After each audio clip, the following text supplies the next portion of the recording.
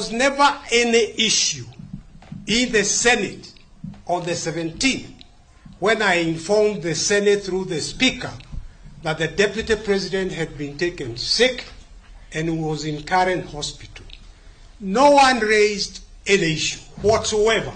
In fact, if there was time, I would have taken the court through the contributions by members, but permit me to invite the court to look first of all at the Speaker of the Senate, what he said on that 17th.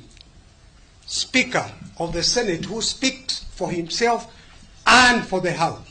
And the Speaker said, honorable senators, ladies and gentlemen, in conclusion, let me take this opportunity on my own behalf and on behalf of the Senate to convey our sincere sympathies